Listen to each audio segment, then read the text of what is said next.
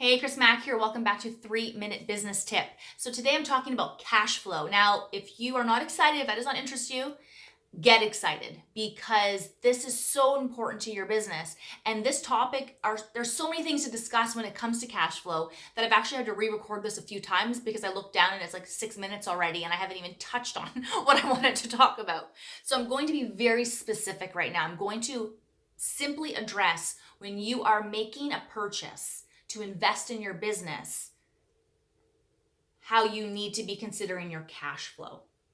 So, for example, if you're buying equipment, software, you're investing in your business, and let's say that there has to be like a withdrawal from the business account.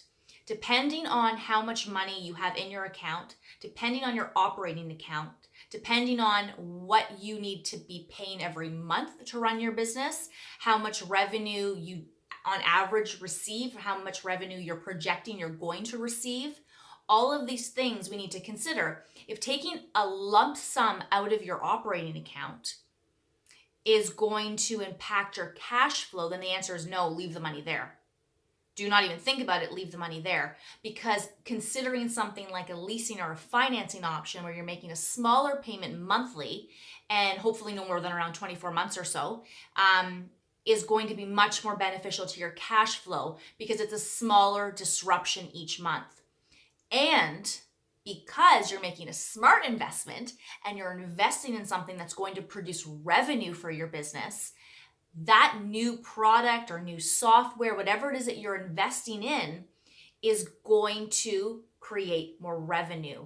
So here you are, you could have kind of devastated your business by paying for it cash out of the account and maybe disrupting your cash flow, or you could make smaller monthly payments while your business is able to grow. It's able to use that tool. It's able to implement the new software and it's getting better. Customers are happier, staff are happier. All these things are now flowing because you've made this really smart investment that's costing you monthly. By the time you've been using it, working with it for 3 months, 6 months, it's paid for itself. And that interest, that little bit of extra expense, yes, even though it's like, but had I paid for it cash, I wouldn't be out that interest. At the end of 24 months, I've paid more for the same equipment or same software that I would have. But you didn't disrupt your cash flow. There was less risk monthly with your business, and you were able to utilize that new product, software, whatever it was, to grow your business. So it's something just to think about. I am not at all promoting get into debt.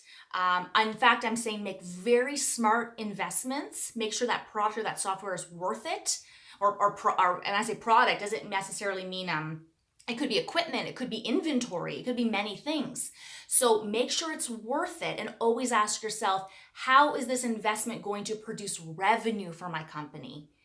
Go back, do the math, make a decision that's best for you. If it's an expense that you won't even notice in your account, sure, pay for it cash. But don't be shy. Consider how it's going to affect your cash flow. And if it means taking out a financing option or leasing something, it might be the smartest thing for you. And it's helping you leverage your money in your business account. It's helping you leverage the finances that you're producing for your business. So that is my 3-minute tip.